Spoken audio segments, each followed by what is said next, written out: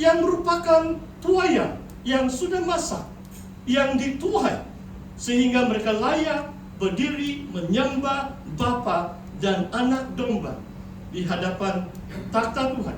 Saudara, seterusnya saya mengajak saudara lihat Yohanes 4. Kitab Wahyu ditulis oleh siapa? Rasul Paulus? Tidak. Rasul Yohanes. Injil Yohanes ditulis oleh rasul yang sama. Jadi banyak tema-tema dalam kitab Wahyu, walaupun secara simbolik banyak nubuat dan nubuatan yang agak ganjil dalam kitab Wahyu. Tapi Yohanes, orang yang sama, menulis kitab Wahyu dan Injil Yohanes. Mari kita lihat Yohanes 4. Di sini ada satu kaidah penulisan yang digemari oleh Yohanes. Kadang-kadang kalau saudara paham, sandwich structure, kalau bahasa Inggris, struktur sandwich. Kamu tahu, kamu suka makan sandwich. Kalau selalu saya bicara tentang sandwich, ya sebenarnya saya bukan suka makan sandwich, sebab saya orang Asia. 3 kali makan nasi pun boleh, 1 hari lah. Tapi di New Zealand, wah, saya kerja baru 5 bulan waktu saya dapat degree saya. Pekerjaan yang pertama saya pohon saya dapat. Jadi orang New Zealand sangat simple. Lunch mereka setengah jam saja. Kalau orang Sabah boleh sampai 2 jam. Tidak begitu berhasil. Tapi orang putih setengah jam. Kenapa? Sebab lunch mereka sandwich saja. Jadi saya sudah packing sandwich. Turun pejabat itu sama kadang-kadang rakan-rakan sekerja saya sama pejabat 15 menit sudah habis makan sandwich, naik sudah pejabat setengah jam mulai sudah kerja.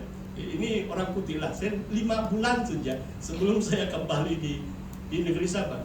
Sandwich ini adalah ada roti di atas, roti di bawah, di tengah-tengah ada isi bahkan. Jadi macam di sini.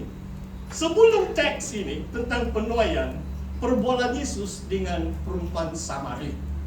Di bawah selepas perikop ini adalah orang-orang kampung, sekampung dengan perempuan Samaria juga percaya Yesus. Dan di tengah-tengah ini isi dia, sandwich structure-nya adalah ada penuaian. Yesus katakan, jangan kamu katakan ada 4 bulan lagi. Jangan katakan tahun depan baru saya pergi menginjil. Atau 3 tahun akan datang baru saya pergi menginjil. Today is the day of salvation, kata firman Tuhan. Hari ini adalah hari keselamatan. Kamu keluar dari gereja ini menginjil, Tuhan boleh jamah hati orang itu dan dia percaya Yesus. Dalam kitab Amsal mengatakan orang yang memenangkan jiwa adalah orang bijaksana. He who wins soul is wise. Kalau saudara mau jadi orang bijaksana, carilah jiwa-jiwa. Ada seorang teman saya, pastor bukan karunia penginjil. Dia ada marah saya sedikit, ini pun masuk Facebook apa boleh buatlah. Kadang-kadang saya tidak berhati-hati juga. Nanti dia dengar, dia tambah lagi marah dengan saya. Hari itu saya jemput dia, beberapa kali dia ada, tapi saya mau saksikan saja. Pastor Tony, kamu tidak beri peluang saya berbicara. Sebab kamu tahu kan, sambutan pastor pun mungkin 3-4 orang saja saya suruh bicara 5 menit. Jadi dia kecewa sedikit. Sebab dia mau bersaksi bagaimana dia diselamatkan waktu saya kongsikan Injil dengan dia. Sampai hari ini dia adalah best friend saya. Waktu saya mau angkat mesin basuh saya, adakah kamu akan telepon orang yang jauh-jauh dengan kamu? Saya terus terang, kalau saya mau angkat mesin basuh, mungkin hari ini pun di antara paling rapat dengan saya mungkin Deacon Andreas. Mungkin saya pun tidak begitu berani telepon Deacon Andreas. Tetapi saya berani telepon Deacon Kogos. Dia bawa anak dia. Sebab saya bilang, kami sama umur, bagaimana kamu ada tenaga angkat tu mesin basuh? Dia pandai juga, dia bawa anak dia. Ada tabung cap lagi, jadi dia tolong saya angkat. Sebab dia best friend.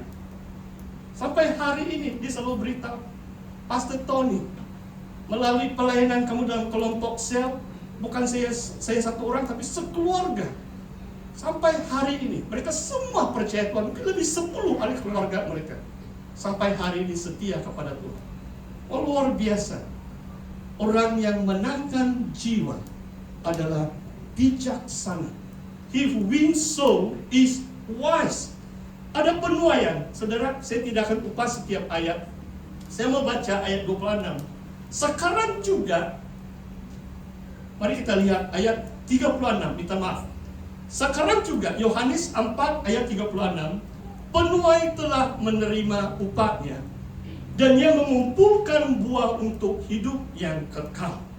Sehingga penabur, penuai sama-sama bersukacita. Saudara mau terima upah? Kadang-kadang kita terlalu prioritize upah duniawi kan. Memang kita perlu kerja, cari nafkah hidup. Kita perlu hidup di dunia ini. Kita perlu uang, upah. Saudara, uang di dunia akan berakhir, saudara. Sementara kekayaan atau harta benda di dunia. Tapi upah surgawi itu kekal. Saya pilih untuk menabung secara upah surgawi. Saudara faham maksud saya? Setiap hari 24/7 kata orang, 24/7.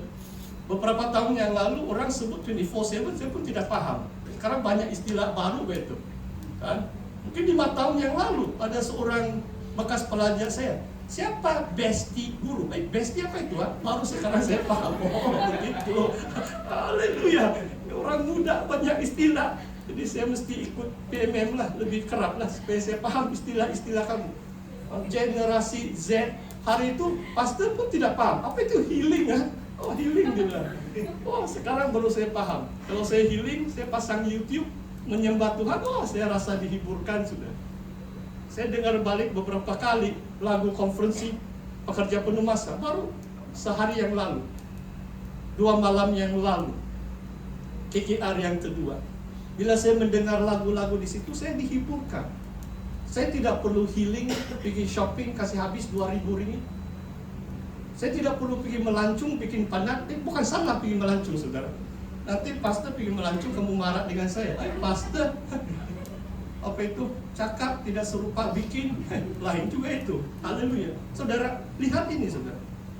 Penabur, penuai menerima upahnya, mengumpulkan buah untuk hidup kekal. Luar biasa saudara. Ini upah surgawi. Menuai bangsa-bangsa, menuai jiwa-jiwa, membawa orang lain. Kalau jemaah kelahiran SIB pun, kalau betul ada satu register daftar, mungkin tidak tahu lah ada 200-300 ribu. Kalau kita menginjili semua anak-anak kita pun, double sudah anggota sidang Injil Borneo. Mula dalam keluarga kita. Menjadi kesaksian yang baik, saudara. Dalam keluarga kita, supaya anak, istri mereka, atau suami mereka, cucu kita, juga percaya Tuhan. Itu yang paling direct lah itu. Oh saudara, saya baru terima ujung minggu ini. Kadang-kadang kata orang, no news is good news. Tidak tahu kamu tahu bahasa Inggris atau tidak. Mungkin 3 bulan saya tidak teks dengan anak saya dan menantu saya. Tiba-tiba saya dapat satu teks yang panjang dari menantu saya. Menantu, dia bilang, sorry daddy, lama sudah saya tidak teks. Saya punya menantu lah. Anak saya sudah kawin 1,5 tahun yang lalu. Dan dia beritahu saya, dia selalu pergi gereja Elim. Wah, I'm so happy. Kalau anak yang dewasa itu kan, bukan saya mau setiap bulan, anak kamu masih pergi gereja, susah sudah bahkan. Remaja lah, mungkin sampai tingkatan 2. 5 tahun, saya pastor di Likas, tidak pernah 1 menit lewat. Kami dulu lebih baik ada 1 kereta. Jadi anak saya tidak pernah berontak dengan bapaknya, walaupun dia semakin meningkat remaja. Jadi dia tahu tuh, bapak dia harus sampai di gereja sebelum jam 8, sebab saya yang pimpin doa pembukaan. Jadi anak saya bangun jam 7, dia tahu sudah. Haleluya. Sekarang istri dia pun mengatakan dia selalu dia pergi gereja Elim di Auckland. Saya merasakan sukacita kalau anak dan istrinya tetap percaya Tuhan.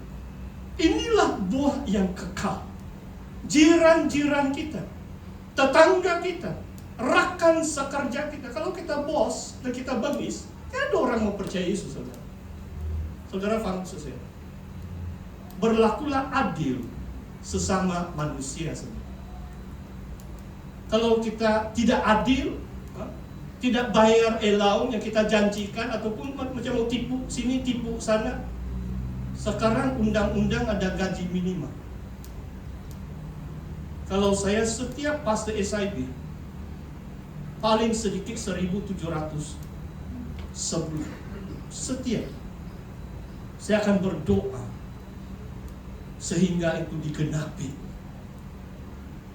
Kalau pastor senior, mereka ada pengharapan dalam pelayanan.